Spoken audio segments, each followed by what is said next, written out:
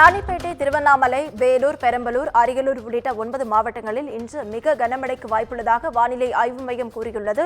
9 மாவட்டங்களில் மிக கனமழைக்கான எச்சரிக்கையும் விடுக்கப்பட்டுள்ளது. அதனை அண்மை செய்தியாக பார்த்துக் கொண்டு வருகிறோம். இது குறித்த முழு விவரங்களை வழங்க தலைமைச் செய்தியாளர் சிவா நம்மோடு இணைப்பில் காத்திருக்கிறார். சிவா, வணக்கம். விவரங்கள் என்ன?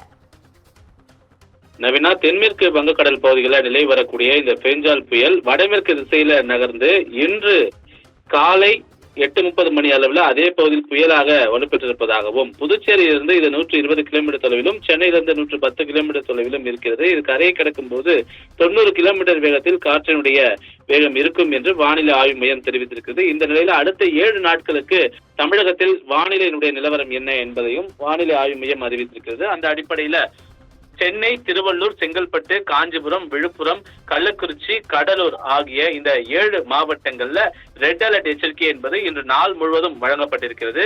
மிக கனமழை முதல் அதிக கனமழை வரை பெய்யக்கூடும் என்று வானிலை ஆய்வு மையம் தெரிவித்திருக்கிறது. அதே போல ராணிப்பேட்டை, திருவண்ணாமலை, வேலூர், பெரம்பலூர், அரியலூர், தஞ்சாவூர், திருவாரூர், மயிலாடுதுறை, நாகை உள்ளிட்ட டெல்டா மாவட்டங்களிலும் மிக கனமழைக்கான எச்சரிக்கை என்பது வானிலை ஆய்வு மையம் மூலமாக வழங்கப்பட்டிருக்கிறது. இதே போல திருப்பத்தூர், கிருஷ்ணகிரி, தருமபுரி, சேலம், நாமக்கல், திருச்சி, புதுக்கோட்டை, கரூர் என இந்த மாவட்டங்கள் எல்லாம் கனமழைக்கான வாய்ப்பு இருக்கிறது என்றும் வானிலை ஆய்வு மையம் தற்போது எச்சரித்திருக்கிறது. இன்று மட்டுமல்லாமல் நாளை தினம் கூட அதிக கனமழை பெய்யக்கூடிய மாவட்டங்கள், ரெட் அலர்ட் எச்சரிக்கை விடுக்கப்பட்டிருக்கக்கூடிய மாவட்டங்களாக விழுப்புரம், கள்ளக்குறிச்சி, கடலூர் ஆகிய இந்த மாவட்டங்கள், அதே போன்று புதுவையில அதிக கனமழை பெய்யக்கூடும் என வானிலை ஆய்வு மையம் கணித்திருக்கிறது. அது மட்டுமல்லாமல் சென்னை, திருவள்ளூர், செங்கல்பட்டு, காஞ்சிபுரம், ராணிப்பேட்டை, திருவண்ணாமலை, தருமபுரி, சேலம், பெரம்பலூர், அரியலூர், தஞ்சாவூர் உள்ளிட்ட 10க்கும் மேற்பட்ட மாவட்டங்கள், வடகடலோர மாவட்டம், டெல்டா மாவட்டங்கள் என 10க்கும் மேற்பட்ட மாவட்டங்கள்ல மிக கனமழையும், வேலூர், திருப்பத்தூர், கிருஷ்ணகிரி, நீலகிரி, ஈரோடு உள்ளிட்ட 5க்கும் மேற்பட்ட மாவட்டங்கள்ல கனமழையும் நாளை தினமும் இருக்கும் என்பதனை வானிலை ஆய்வு மையம் தெரிவித்திருக்கிறது. அதே போல 2ஆம் தேதி அன்றும் மேற்கு மாவட்டங்களான கோவை, நீலகிரி, திருப்பூர், அதே போன்று திண்டுக்கல், ஈரோடு உள்ளிட்ட மாவட்டங்கள்ல மிக கனமழையும், கிருஷ்ணகிரி, தருமபுரி, சேலம், நாமக்கல், கரூர், தேனி, மதுரை உள்ளிட்ட மாவட்டங்களில் கனமழையும் பெய்யக்கூடும் என வானிலை ஆய்வு மையம் கணித்திருக்கிறது.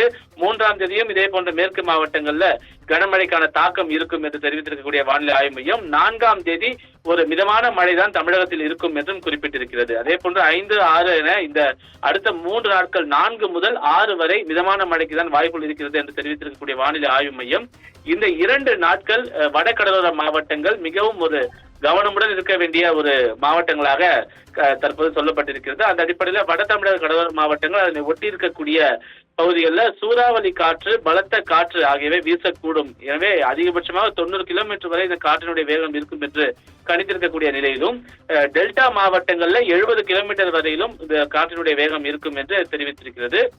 அதே போல நாளை தினமும் வட தமிழக கடலோர மாவட்டங்கள், டெல்டா மாவட்டங்கள்ல 70 கிலோமீட்டர் வரை காற்றினுடைய வேகம் இருக்கும் என்று வானிலை ஆய்வு மையம் கணித்திருக்கிறது. மீனவர்களுக்கான எச்சரிக்கையை பொறுத்தவரை வடகடலோர பகுதிகள், அதாவது வட தமிழக கடலோர பகுதிகள், அதனை ஒட்டி இருக்கக்கூடிய தெற்கு ஆந்திர கடலோர பகுதிகளில் சூறாவளி காற்று அதிகபட்சமாக 90 கிலோமீட்டர் வேகத்தில் வீசக்கூடும் என்று வானிலை ஆய்வு மையம் கணித்திருக்கிறது. இந்த காற்றினுடைய வேகம் என்பது இன்று மட்டுமல்லாமல் நாளைய தினமும் 1, அதே போன்று 2 ஆகிய தேதிகளில் கூட இந்த காற்றினுடைய வேகம் அதிகமாக இருக்கும் என்று வானிலை ஆய்வு மையம் கணித்திருக்கிறது. இதனால் மீனவர்கள் அந்த பகுதிகளில் கடலுக்குள் மீன்பிடிக்க செல்ல வேண்டாம் என்றும் குறிப்பிடப்பட்டிருக்கின்றது. நவீனா, விவரங்களுக்கு நன்றி சிவா.